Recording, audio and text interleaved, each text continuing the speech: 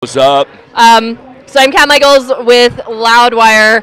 I'm going to go ahead and tell you this is my first time doing this, and I'm mortified. Okay, sweet. So, me too. Are you really? I'm so scared. You're scared? You don't look scared at all. Just kidding.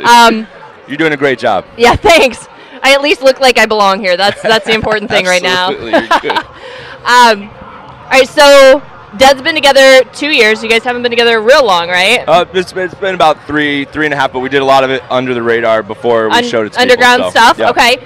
And Misanthrope just came out this year in July. Right, a couple months ago. Which, of course, Misanthrope is the person that basically hates humankind and society as a whole, and pretty much kind of anti-society and F the man and that kind of thing. Pretty much, yeah. So is that what you're singing to your audience? Is that, or is it just kind of give them what they're feeling already? I guess what it was like once the songs were collectively picked, I felt like that was a main theme that was going through it. My disappointment in the human race in general, you know. I'm disappointed on how far we've come and then how far we still need to go. You know what I mean?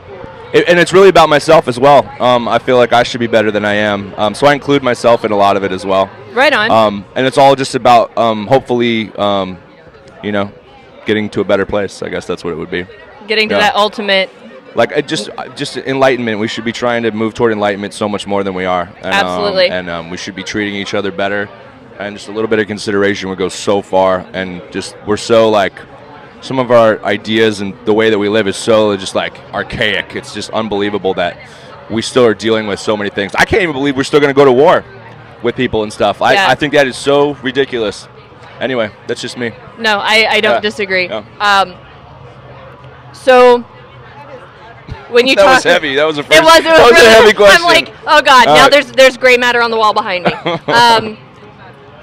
Okay, so your first single, Anti-Everything. Yeah. And then the new single, Remember the Enemy, and your music videos for those. I actually watched the behind the scenes, which you just dropped on YouTube a couple days ago, for Remember the Enemy. Yeah. And Fred Durst giving you instruction on, like, coming down in the bars and screaming into the little, there was a nook in the bars, and that was really cool to see.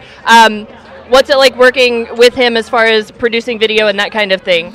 It's awesome. I mean, you know, grew up listening to him, Limp Bizkit, and all that kind of thing, and to have him be there is awesome. And he's really big on you know, be yourself. Don't try to be, unless you're a big tough guy, go be a big tough guy. If you're not, then don't. You know, like in a video we talked about, we don't want to just be, you know, doing the standard thing. So he's like, well, I will go to this old abandoned zoo and you can jump around in this cage and stuff. And shot in LA in the dark. Shot in LA, yeah. We did it for like till 4 in the morning or something like that.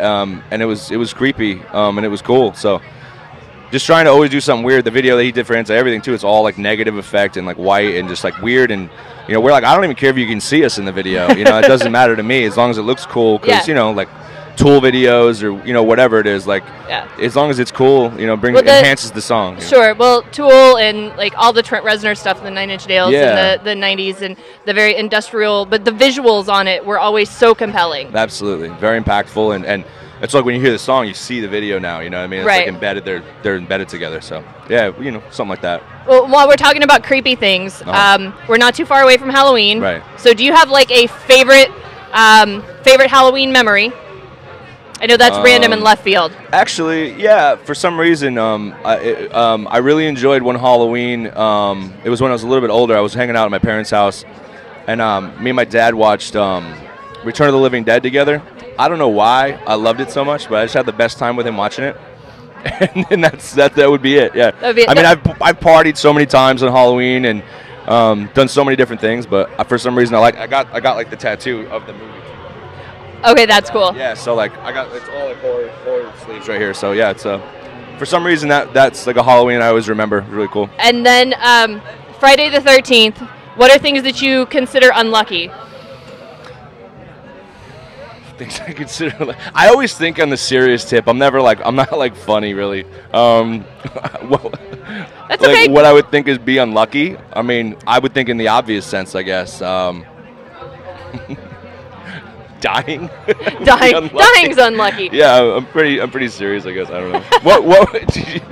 What would be unlucky to you? What like? Well, you know, things like black cats walking under a ladder. Oh yeah. Like superstitious I'm type not things. superstitious. You're not superstitious. No, not in the See, slightest. 13 is actually my lucky number, so it's a weird thing. I like 3, 9, and 13. You messed the whole thing up. I like it. I did. Good. I screwed it all up. No, but, it's awesome. Okay, and you've hit pretty much every. We're gonna go back to some music stuff. Yeah.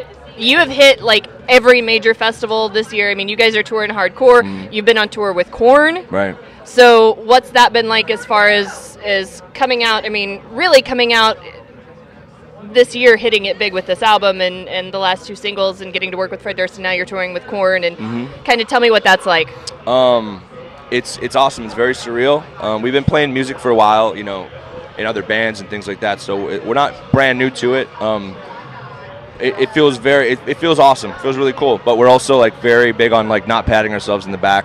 Right. Not becoming complacent. So we're always kind of hard on ourselves no matter what. We play a show and everybody be like, "Oh, that was awesome," and we're like, "That was terrible." You know, like we don't. Well, we're always our own worst critic. No, and that's totally true. So I imagine other people do that as well.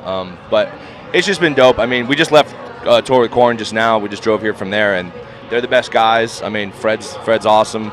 We hung out with like the Madden brothers from Good Charlotte, our buddies too. John Feldman, who we looked up to our whole lives. Sure. My first concert was like Goldfinger concert. Right on. And then he did our album 10 years, whatever it was later, and. So you've got a little bit of punk influence and some, of course, like there's Korn. Actually, when I was listening the other day, it was almost like if Jonathan Davis and Phil Anselmo had like a love child. Oh yeah. Like audibly, that was what it sounded like. So much too. Yeah. Thank you. That's awesome. Yeah. Definitely, we love Pantera. Like that's one of our favorites. I mean, we love so many styles of music. When we made it, we just tried to make it like a meal. We just put in whatever ingredients we want to put into it. You know, if it's a little bit of this part will be kind of Manson-y, or this part will be. We really like Run the Jewels a lot. We like a lot of hip hop stuff too, like ASAP, all that stuff. Sure. So, you know, you can hear that. You can hear the kind of amalgamation of everything coming together in that way, and it's amazing. Thank you. Appreciate it very much. I think that's all I've got question-wise. Cool. Awesome. I really am mortified. Can you tell? You did a great job. No.